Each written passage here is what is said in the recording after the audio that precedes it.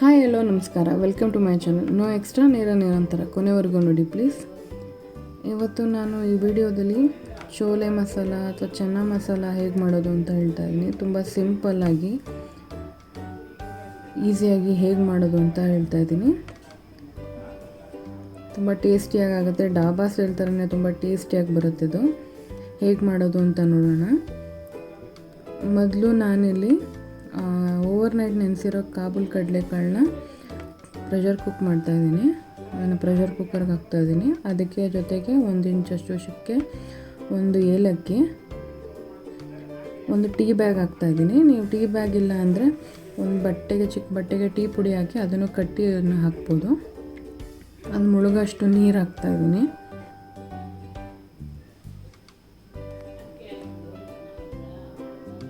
ಮುಳುಗಷ್ಟು ನೀರು ಹಾಕಿ cooker close ಮಾಡಿ ಒಂದು 4 ರಿಂದ 5 ವಿಷಲ್ ಕೂಗಿಸ್ಕೊಳ್ಳಿ. ಸಾಫ್ಟಾಗಿ ಹಿಂಗೆ ಬೇಯಬೇಕು.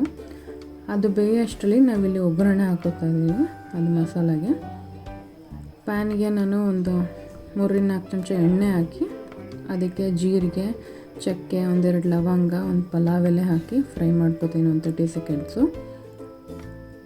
ಇದಕ್ಕೆ ಒಂದು 2 ದಪ್ಪಗಿರೋ ಈರುಳ್ಳಿನ ತುಂಬ ಫೈನ್ ಚಾಪ್ ಮಾಡಿದ್ದೀನಿ ನಾನು ಚಾಪರಲ್ಲಿ. ನೀವು ಬೇಕಾದ್ರೆ ಪೇಸ್ಟು ಹಾಕ್ಬೋದು. ಇದಕ್ಕೆ ಮಿಕ್ಸಿಲಿ ಕೋರ್ಸಾಗಿ ಪೇಸ್ಟ್ ಮಾಡಿಕೊಂಡು ಹಾಕಿದ್ರೆ ಅದು ಚೆನ್ನಾಗಿರುತ್ತೆ. ಇದು ಚೆನ್ನಾಗಿ ಒಂದು ಸ್ವಲ್ಪ ಬ್ರೌನ್ ಆಗೋ ತನಕ ಚೆನ್ನಾಗಿ ಫ್ರೈ ಮಾಡ್ಕೋಬೇಕು. ಇದನ್ನು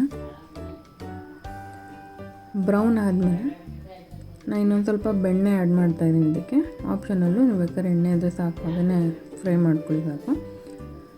1 ಟೀ ಸ್ಪೂನಷ್ಟು ಬೆಣ್ಣೆ ಸೇರಿಸ್ತಾಯಿದ್ದೀನಿ. ಅದು ಎಲ್ಲ ಈರುಳ್ಳಿ ಚೆನ್ನಾಗಿ ಫ್ರೈ ಆದಮೇಲೆ ಶುಂಠಿ ಬೆಳ್ಳುಳ್ಳಿ ಪೇಸ್ಟು ಮತ್ತು ಜೊತೆಗೆ 2 ಮೆಣಸಿನ್ಕಾಯಿನ ಹಾಗೆ ಗ್ರೈಂಡ್ ಮಾಡಿ ಹಾಕಿದ್ದೀನಿ ಶುಂಠಿ ಬೆಳ್ಳುಳ್ಳಿ ಜೊತೆ. ಖಾರ ಎಷ್ಟು ಬೇಕಷ್ಟು. ಇದಕ್ಕೆ ಒಂದು 4 ಟೊಮೊಟೊನ ಪೇಸ್ಟ್ ಮಾಡಿ ಹಾಕ್ತಾಯಿದ್ದೀನಿ. ಈರುಳ್ಳಿ ಎಲ್ಲ ಚೆನ್ನಾಗಿ ಫ್ರೈ ಆದಮೇಲೆ ಬ್ರೌನ್ ಆದಮೇಲೆ ಜಿಂಜರ್ ಗಾರ್ಲಿಕ್ಕು ಅಷ್ಟೇ, ಬೆಳ್ಳುಳ್ಳಿ ಅವೆಲ್ಲ ಹಸಿ ವಾಸನೆ ಹೋಗೋ ತನಕ ಚೆನ್ನಾಗಿ ಫ್ರೈ ಆದಮೇಲೆ ರುಬ್ಬಿರೋ ಟೊಮೆಟೊ ಪೇಸ್ಟ್ನ ಹಾಕಿ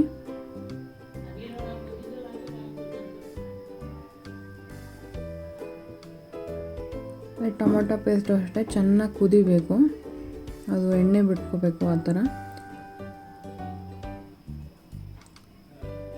ಅದು ಟೊಮೊಟೊ ಪೇಸ್ಟು ಅಷ್ಟೇ ಚೆನ್ನಾಗಿ ಬೆಂದಮೇಲೆ ಇದಕ್ಕೆ 1 ಟೀ ಸ್ಪೂನಷ್ಟು ರೆಡ್ ಚಿಲ್ಲಿ ಪೌಡರು, 1/4 ಟೀ ಸ್ಪೂನಷ್ಟು ಅರಿಶಿನ, 1/2 ಟೀ ಸ್ಪೂನಷ್ಟು ಗರಂ ಮಸಾಲಾನ ಹಾಕ್ತಾಯಿದ್ದೀನಿ. ಇದನ್ನು ಚೆನ್ನಾಗಿ ಮಿಕ್ಸ್ ಮಾಡ್ಕೊಳ್ಳಿ. 1 ರಿಂದ 2 ನಿಮಿಷ ಚೆನ್ನಾಗಿ ಕುದಿಯೋಕ್ಕೆ ಬಿಡಿ. ಅದು ಟೊಮೊಟೊ ಪೇಸ್ಟ್ ಜೊತೆ ಎಲ್ಲ ಎಣ್ಣೆ ಬಿಡಬೇಕು. ಅಲ್ಲಿ ತನಕ ಚೆನ್ನಾಗಿ ಕುದಿಬೇಕು ಅದು.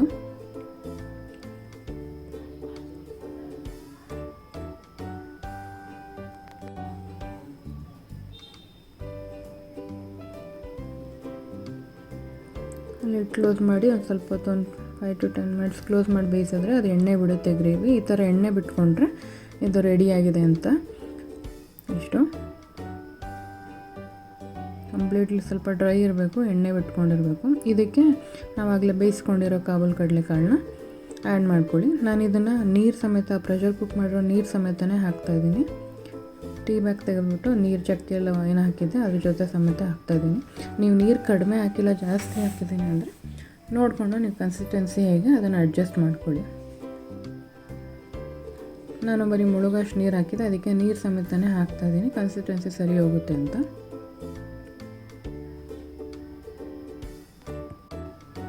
ಇದನ್ನು ಚೆನ್ನಾಗಿ ಮಿಕ್ಸ್ ಮಾಡಿಕೊಂಡು ಚೆನ್ನಾಗಿ ಕುದಿಯೋಕ್ಕೆ ಬಿಡಿ. ಇದನ್ನು ರುಚಿಗೆ ತಕ್ಕಷ್ಟು ಉಪ್ಪು ಸೇರಿಸ್ತಿದ್ದೀನಿ. ಹಾಗೆ ನಾನು ಒಂದು ಅರ್ಧ ಕಪ್ಪಷ್ಟು ಹುಣಸೆ ರಸ ಸೇರಿಸ್ತಾ ಇದ್ದೀನಿ ಇಲ್ಲಿಗೆ. ಟೇಸ್ಟ್ ಚೆನ್ನಾಗಿರುತ್ತೆ ಅದಕ್ಕೆ.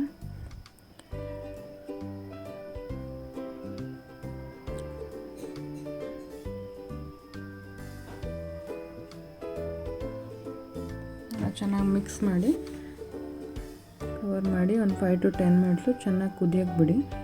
ಇದು ಸ್ವಲ್ಪ ಅದು ಕಾಳೆಲ್ಲ ಗ್ರೇವಿ ಜೊತೆ ಮಿಕ್ಸ್ ಬೆಂದ ಮೇಲೆ ಸ್ವಲ್ಪ ಅದನ್ನು ಮ್ಯಾಶ್ ಮಾಡ್ಕೊಳ್ಳಿ. ಮ್ಯಾಶ್ ಮಾಡಿದ್ರೆ ಗ್ರೇವಿ ಕನ್ಸಿಸ್ಟೆನ್ಸಿ ಚೆನ್ನಾಗಿರುತ್ತೆ, ಸ್ವಲ್ಪ ತಿಕ್ಕಾಗೂ ಆಗುತ್ತೆ. ಹಿಂಗೆ ಮ್ಯಾಶರಲ್ಲಿ ಅಲ್ಲೇ ಕುದೀತಿರ್ಬೇಕಾದ್ರೆ ಒಂದ್ಸಲ ಮ್ಯಾಶ್ ಮಾಡ್ಕೊಳ್ಳಿ ಒಂದು ಸ್ವಲ್ಪನ. ನೀವು ಬೇಕಾದ್ರೆ ಸಪ್ರೇಟಾಗಿ ತೆಗೆದು ಮ್ಯಾಶ್ ಮಾಡಿಕೊಂಡು ಇದ್ರೊಳಗೆ ಹಾಕ್ಬೋದು, ಇಲ್ಲ ಹಂಗೆ ಅಲ್ಲೇ ಕುದೀತಿರ್ಬೇಕಾದ್ರೆ ಸ್ವಲ್ಪ ಮ್ಯಾಶ್ ಮಾಡಿದ್ರೆ ಗ್ರೇವಿನೂ ಸ್ವಲ್ಪ ತಿಕ್ಕಾಗಿ ಚೆನ್ನಾಗಿ ಬರುತ್ತೆ. ಇದು ರೆಡಿ ಆಗಿದೆ. ಈಗ ಲಾಸ್ಟಲ್ಲಿ ನಾನು ಸ್ವಲ್ಪ ಫ್ರೆಶ್ ಕ್ರೀಮ್ನ ಸೇರಿಸ್ತೀನಿ. ಇದು ಆಪ್ಷನಲ್ಲು.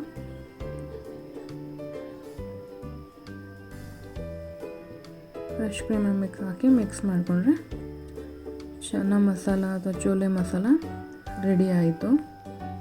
ಇದು ಪೂರಿ ಅಥವಾ ಭಟೂರ ಅದ್ರ ಜೊತೆ ಇಲ್ಲ ರೈಸ್ ಜೊತೆಗೂ ಚೆನ್ನಾಗಿರುತ್ತೆ.